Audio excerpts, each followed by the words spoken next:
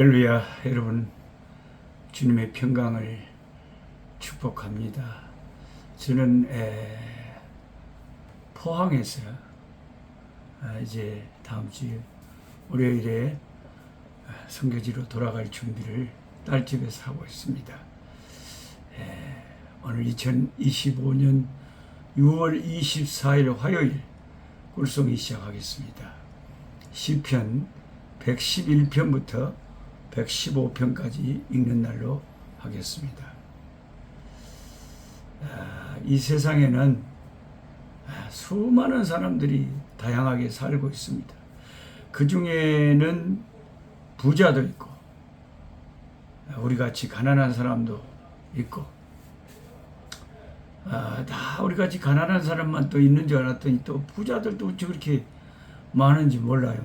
길가에 돌아다니는 차 하며 여기저기 그냥 그 멋진 아파트, 고급 아파트들을 보면 분명히 누가 사니까, 누가 차를 몰고 다니니까 그게 움직이고 아파트가 있는 거 아니겠습니까?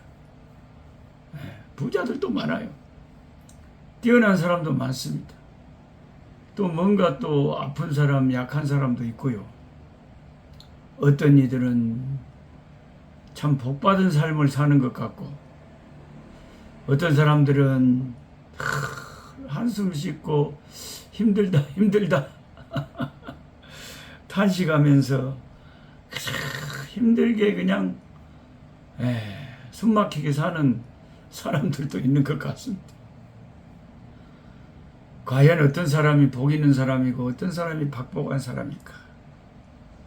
성경이 말하는 복 있는 사람의 기준은 물질의 부유함이나 세상의 높은 관직에 있지 않고 그 사람의 마음이 하나님을 얼마나 사랑하는지, 얼마나 하나님을 경외하고 사는지 그것에 따라서 그 복이 달려있다.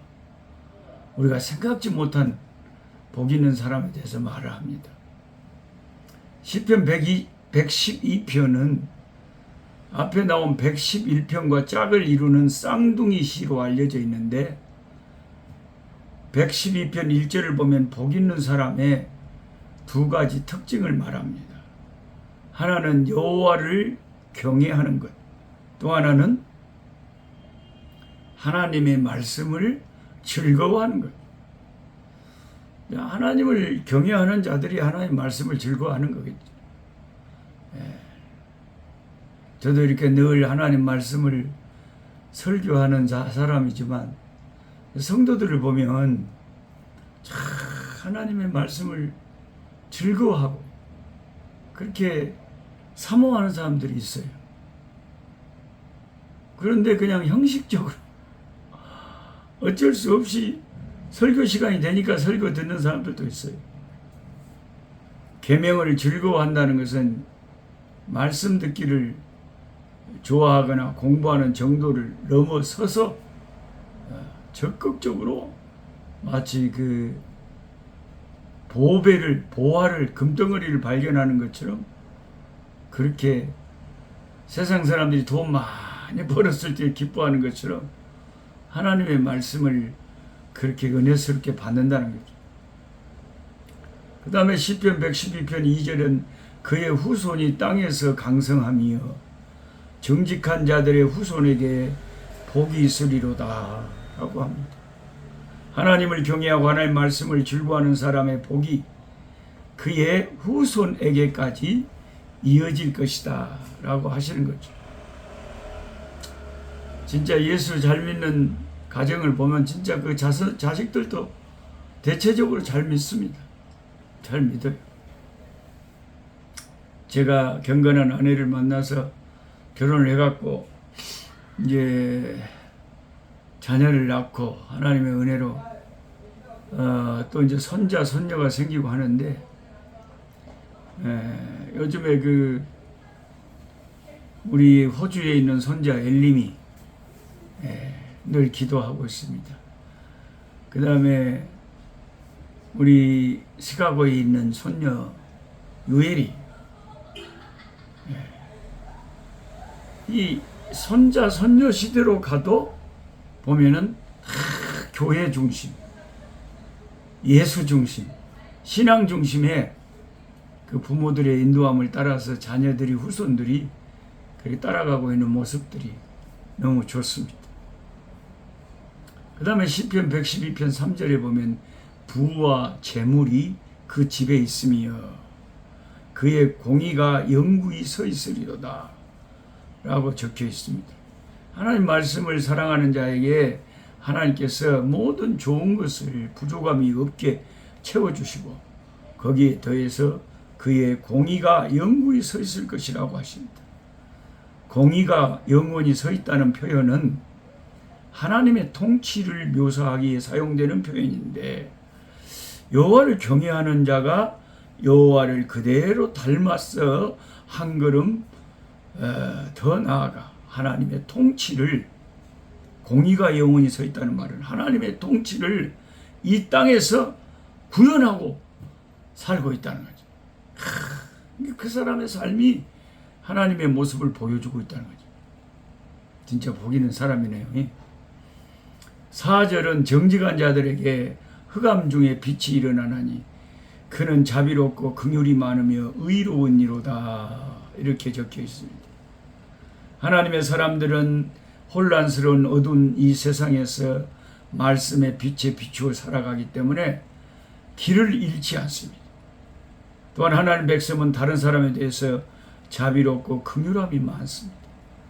4절에 자비롭고 긍휼함이 많다로 번역된 말씀은 시편 111편 4절에 은혜로우시고 자비로우시도다라는 히브리어하고 완전히 동일한 표현입니다. 하나님을 경외하는 사람은 하나님의 성품을 닮아서 다른 사람들에게 하나님의 모습을 드러내요. 자비로운 모습, 긍휼을 베풀어주는 그런 삶을 살아내는 거죠. 7절부터 9절은 이렇게 하나님을 닮은 모습으로 살아가는 여호와를 경외하는 자가 받게 되는 추가적인 축복의 결과를 말씀합니다. 그는 흉한 소문을 두려워하지 않을 것이고 하나님을 신뢰하기에 흔들리지 않습니다. 흉한 소문은 전쟁이 일어난다거나 전염병이 퍼진다거나 경제가 악화될 것이라는 소문을 말할 수 있습니다. 그러나 하나님의 말씀을 사랑하는 자, 하나님 은혜 안에 있는 복된 사람들은 그것을 크게 두려워하지 않습니다. 하나님이 허락하시지 않으면 참새 한 마리도 공중에서 안 떨어지는 거예요. 다 하나님이 모든 것을 합력하여 선을 이루실 것이기 때문에 그런 믿음을 가지고 사니까 우리는 세상이 흔들려도 우리는 요동치 않은 것입니다. 그 다음에 시편 112편 9절에 나오는 재물을 흩어서 빈궁한 자들에게 주는 자에게 약속한 뿔이 영광 중에 들린다라는 표현은 존귀함을 얻게 된다는 거예요. 뿔이 영광 중에 들린다. 존귀를 얻게 된다. 왕권과 같은 귀한 직분을 수행하게 된다는 거죠. 하나님은 여호와를 경외하는 자를 높이 들어서 사용하기를 원하십니다. 그 이유는 그의 삶의 모습이 하나님의 모습을 닮아 있기 때문입니다. 존귀하신 여호와 하나님을 따르는 삶을 사는 자를 하나님께서 존귀한 삶으로 만들어 빚어가시는 거예요.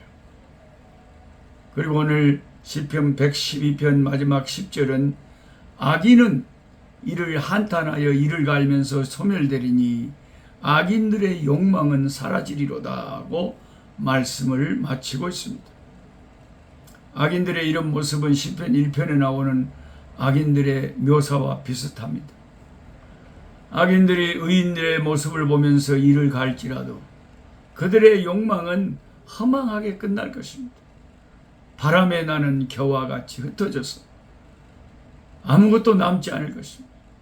여호와를 경외하는 자는 영원한 영광 중에 살지만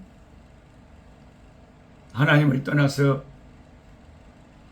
죄악을 즐기며 악한 것을 즐기고 세상을 의지하고 사는 자들은 한여름밤의 꿈처럼 안개처럼 연기처럼 금방 사라져버릴 거예요. 악한 자가 얻는 성공과 출세는 여러분이 이처럼 허망합니다. 그러나 하나님의 백성의 의는, 하나님의 백성의 그 신앙의 영광과 하나님이 주시는 축복은 영원히 가는 거예요. 별과 같이 영원히 빛나는 거예요. 많은 사람을 옳은 대로 인도하는 자는 하늘의 별과 같이 빛나리라. 다니엘서에 말씀하셨죠. 오늘은 여호와를 경외하는 자의 복된 인생에 대해서 시편 112편을 중심으로 살펴보았습니다.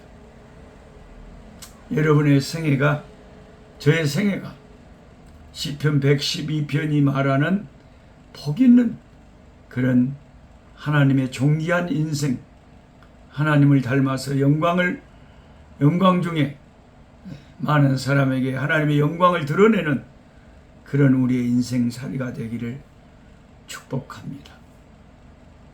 살아계신 아버지, 우리가 얼마나 언제까지 살지는 모릅니다. 그렇지만 모든 것 주의 손에 맡기고 삽니다. 하나님의 절대 주권을 믿습니다.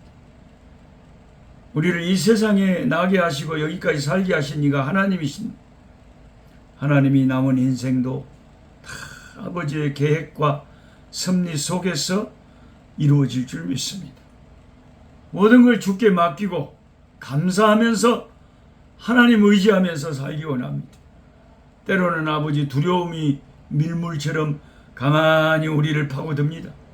그때마다 주께 맡기는 믿음을 갖게 하여 주시고 하나님 의지하는 믿음을 갖게 하여 주시고 주께 찬송하고 기도하며 아버지 하나님을 신뢰함으로 담대하게 살게 하여 주시옵소서. 하나님이 살아계셔서 우리를 돌보시니 우리는 숲의 새와 같이 즐겁지 않을 수가 없습니다. 우리의 길들을 세밀하게 인도하시는 우리 구주 예수님의 이름으로 기도드리옵나이다. 아멘. 약한 자 힘쓰고